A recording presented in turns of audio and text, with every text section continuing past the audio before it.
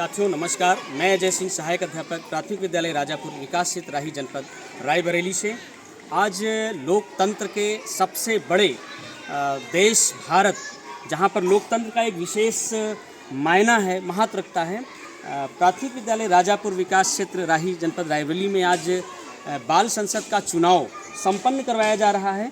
और उसका उद्देश्य यही है कि हमारे बच्चे प्रारंभ से ही उनमें एक लोकतंत्र की समझ हो और चुनावी प्रक्रिया को समझ सकें, उनमें नेतृत्व कौशल का विकास हो। इन्हीं उद्देश्यों को लेकर के चुनाव संपन्न करवाया जा रहा है। लेकिन इसके पहले मैं बताना चाहूँगा कि 13 तारीख को अधिसूचना जारी की गई थी, 13 अक्टूबर को, और उसके बाद 14 को हमारे 6 बच्चों ने प्रधानमंत्री पद के लिए नामांकन किया था, जिसमें से संजू ने अपना नाम वापस ले लिया था निजी कारणों का हवाला देते हुए, और अंशपाल एक प्रत्याशी ने, जिनके चुनाव जो प्रपत्र थे वो अपूर्ण होने के कारण उनका पर्चा खारिज कर दिया गया था। और आज 18 अक्टूबर 2023 को यहाँ पर मतदान चल रहा है। ये हमारे आज चुनाव अधिकारी हैं, जिनसे हम आपको रूबरू कराएंगे। सह पर्यवेक्षक के रूप में श्री राजकिशोर जी हैं, और दूसरे हमारे चुनाव सह पर्यवेक्षक के रूप में जागेलाल जी हैं, और मुख्य निर्वाचन अधिकारी की भूमिका का निर्वहन विद्यालय के प्रधानाध्यापक श्री शिव बहादुर जी कर रहे हैं। मैं थोड़ा सा जानना चाहूँगा सर कि जो आपके विद्यालय में चुनाव की प्रक्रिया चल रही है, इससे बच्चों में कौन सा किस प्रकार का विकास आप देख पा रहे हैं, आप बताने का कष्ट करें। बच्चों में नेतृत्व क्षमता का विकास होगा, बच्चे लोकतंत्र की प्रक्रिया को समझेंगे।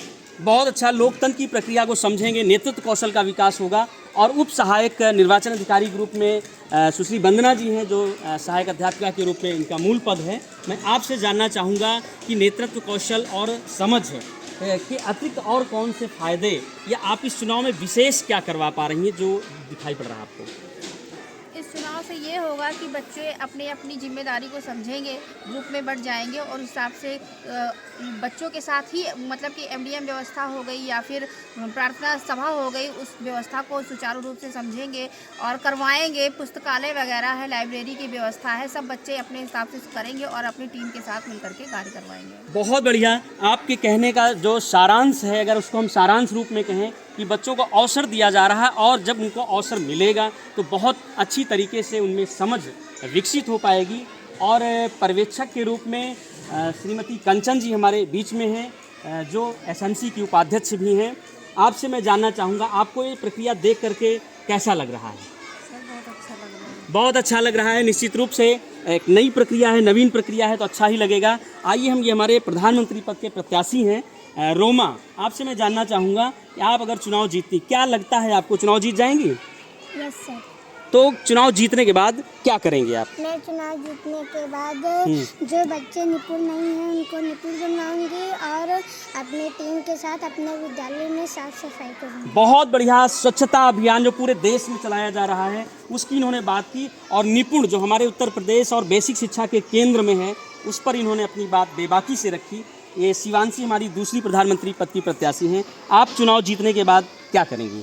सर अगर मैं चुनाव जीत जाऊंगी तो जैसे यहाँ पर बच्चे खाना खाते हैं और उनके खाने में मिट्टी उड़ चली जाती है, तो अपनी टीम से कहकर उसमें पानी छिड़कवाऊंगी। बहुत बढ़िया, इन्होंने भी स्वच्छता पर अपना मुख्य फोकस रखा कि एमडीएम में बच्चे साफ सुथरी तरीके से खाना खा सकें। अगली प्रत्याशी हमारी दीपांशी हैं, और आप बताइए, क्या आपको लगता है कि चुनाव जीत जाएंगी आप? यस सर, मैं चुनाव अगर जीत जाऊंगी तो मैं किसी भी बच्चे में भेदभाव नहीं रखूंगी, और सब बच्चों को समझा बुझा कर स्कूल लाऊंगी, और अपनी टीम के साथ सब बच्चों को निपुण बनाऊंगी। बहुत बढ़िया, बहुत बढ़िया। भेदभाव नहीं, यही तो मूल शिक्षा है, बिल्कुल भेदभाव से ऊपर। अनन्या हमारी अगली प्रत्याशी हैं। आप बताइए, चुनाव जीतने के बाद आप क्या करेंगी?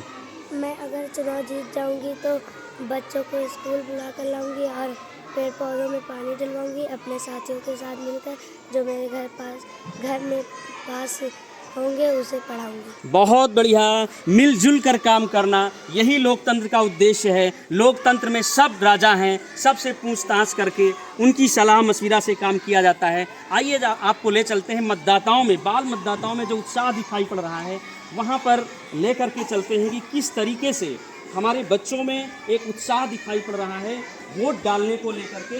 क्योंकि अक्सर 18 साल की उम्र के बाद ही बच्चे वोट डाल सकते हैं, लेकिन यहाँ पर उनको अवसर पहले मिल रहा है, तो निश्चित रूप से एक रोचक अवसर है। और यहाँ पर देखिए बाल मतदाता हमारे खड़े हुए हैं, इनके हाथों में पर्चियाँ हैं। ये देखिए आप पर्ची देख सकते हैं, जैसे अंश तिवारी जी हैं, और ये इनका परिचय पत्र है और मतदाता पर्ची इन्हीं के साथ। और ये हमारे मिलिट्री मैन यहाँ फोर्स भी तैनात है। जिस प्रकार से अन्य चुनावों में व्यवस्था की जाती है। बच्चों, आपको कैसा लग रहा है? वोट डालने जाएंगे? बहुत अच्छा लग रहा है।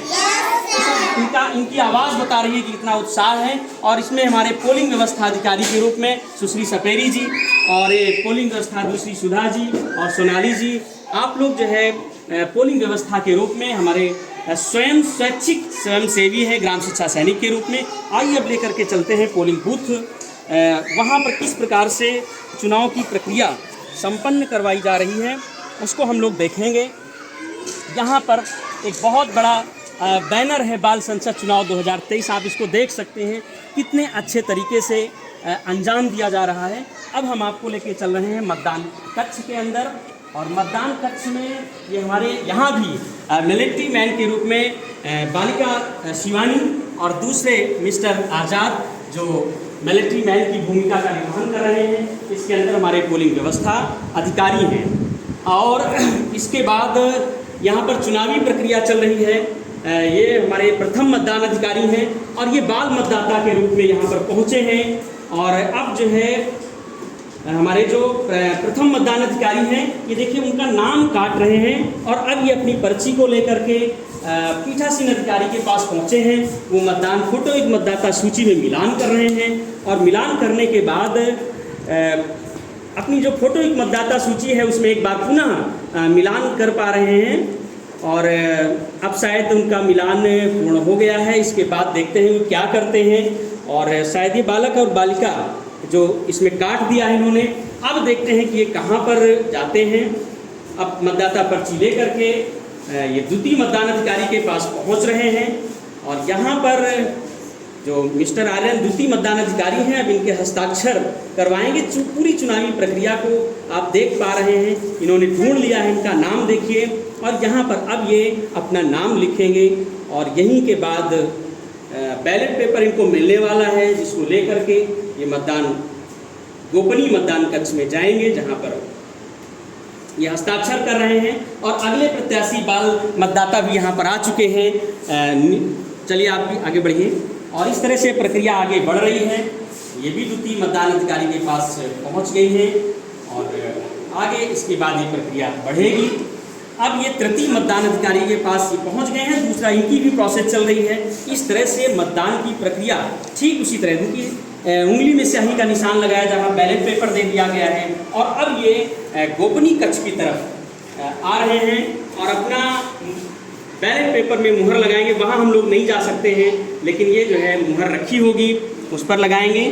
और ये दूसरे जो बाल मतदाता हैं वो अपने हस्ताक्षर करते। और अब ये मिस्टर जो बाल मतदाता हैं मत पेटिका में अपना मत डालते हुए, तो इस तरह से हमारी ये पूरी पोलिंग के अंदर हमारे बच्चों के द्वारा ही पूरी प्रक्रिया संपन्न करवाई जा रही है। हमारे पुनः ही बाल मतदाता आ गए हैं। तो अब तक में ये दूसरे मतदाता भी अपने जा रहे हैं गोपनीय मतदान कक्ष में अपना मत डालेंगे। एक बार फिर से हम देखेंगे इस प्रक्रिया को, क्योंकि हम उसके अंदर नहीं जा सकते हैं। वहाँ पर अपना जिनको वोट देना होगा वोट देंगे। और इस तरीके से ये प्रक्रिया चलती रहेगी। बहुत ही शानदार तरीके से अगले प्रत्याशी के रूप में बाल मतदाता के रूप में आ गए हैं और ये पुनः अपने हस्ताक्षर द्वितीय मतदान अधिकारी के समक्ष कर रहे हैं। यहीं से प्रक्रिया इसी तरह से आगे निरंतर बढ़ रही है। और इसके बाद ये तृतीय मतदान अधिकारी के पास जाएंगे, तो निरंतर प्रक्रिया ठीक उसी तरह चल रही है जैसे अन्य चुनावों में। ये इनकी उंगली में स्याही का निशान तृतीय मतदान अधिकारी के द्वारा लगाया जा रहा है। अब पुनः इन्हें बैलेट पेपर दिया जाएगा और ये फिर गोपनीय मतदान कक्ष के अंदर जा करके जिसको ये चाहेंगे पूरी पारदर्शी तरीके से वोट देंगे। और वोट देने के बाद ये मत पेटिका यहाँ पर रखी हुई है, यहीं पर अपने मत को ये डालेंगे और इसके बाद की प्रक्रिया पुनः आगे बढ़ती जा रही है। इस तरीके से मैंने पूरी चुनावी प्रक्रिया के बारे में आपको रूबरू कराया। मेरे साथ कैमरामैन के रूप में श्री अंकुर जी हैं, जो ग्राम शिक्षा सैनिक भी हैं, और मैं सहायक अध्यापक अजय सिंह, जो कि सहायक निर्वाचन अधिकारी की भूमिका में भी हूँ। धन्यवाद।